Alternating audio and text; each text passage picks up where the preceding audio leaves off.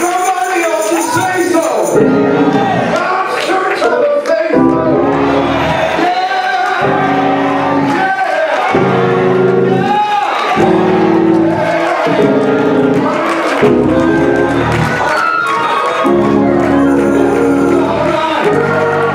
He still lives. Yes, he does.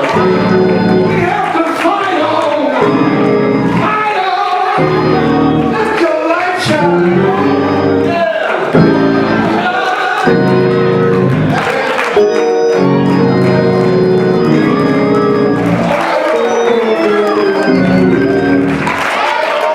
Good to be in this place. Gathering around the same. Not a living Savior. Yeah, to give life. He still gives life. He gave life to Lester one. Praise Him up. Out of the nothing mountain. Anyone was running in the street. Joy in his heart. Dancing in his head. Joy in his heart.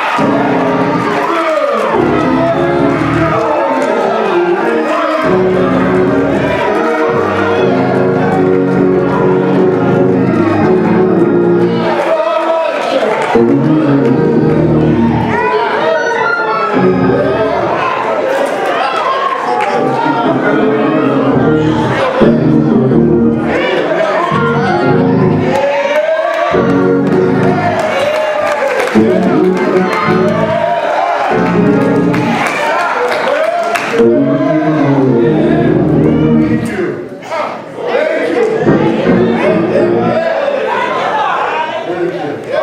Hallelujah. Thank you. You have special before us. Thank you, Jesus. The Reverend Edward Jenkins, moderator of the Los Angeles District Association. And we're glad about that.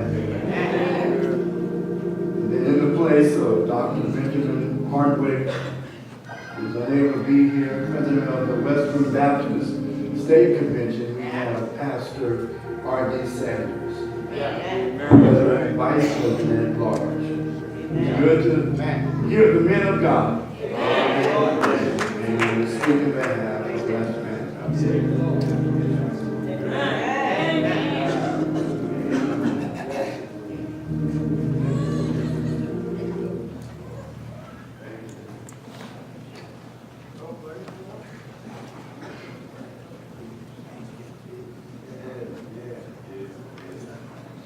The Lord is good.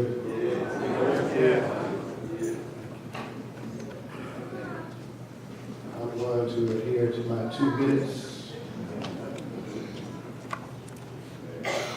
as I pause and try to figure out where I park.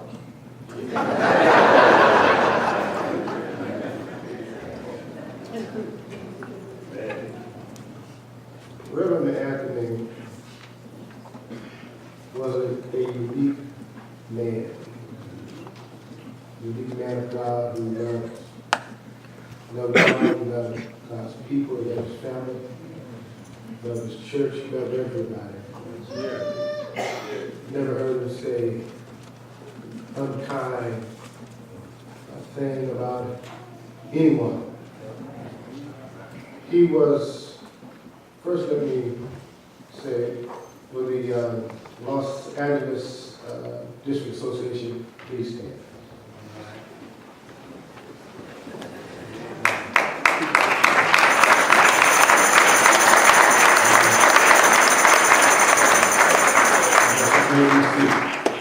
You can see what happened with us by a host of people.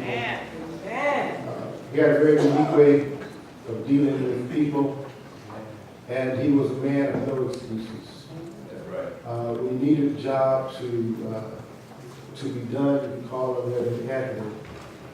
We needed a minister, a dean of ministers, that would contact the ministers, LA district, and he took the responsibility, did a great job. And then I found out that it was preferred that you have a pastor in that position.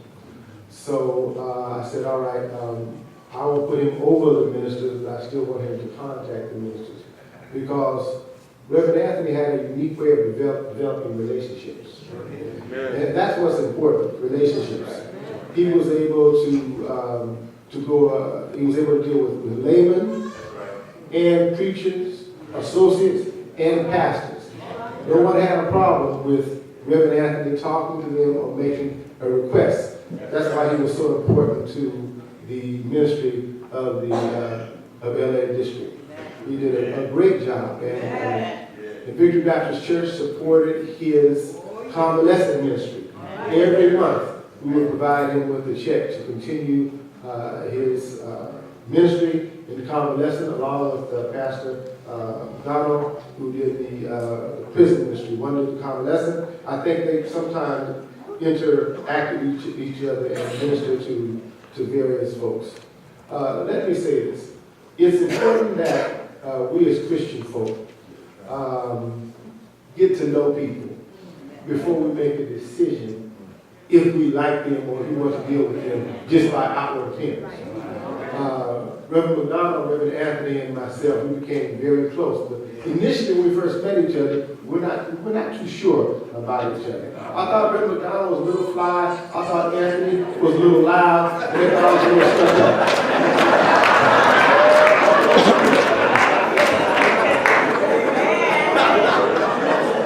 But we worked through it and became the best of friends.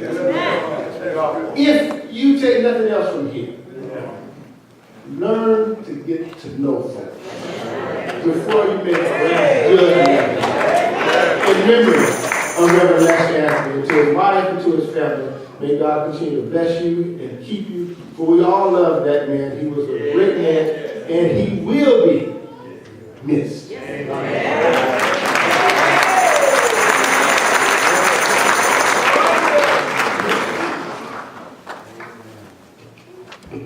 I'm here to represent my president, Dr. Harwood, who could not be here.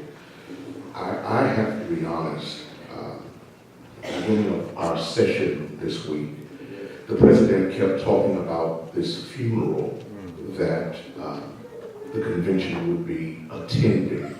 Someone very, very important had passed. I did not know who it was. See, the devil told me to get up here and play like I knew what was going on. I said, no, you a lie. So I said to Pastor Ross, my friend, yesterday, I'm going to the funeral. He said, you're going to the funeral? I said, yes, I'm going to support you, and I'm going to support my president. So when I get into the office today, I said, who is this who passed? And so they gave me the name. Did not ring a bell. And I said, do I know him? He said, yes. So finally they gave me a program. I looked at this picture and said, no. Not ringing a bell. So I get to this one, I said, it's coming.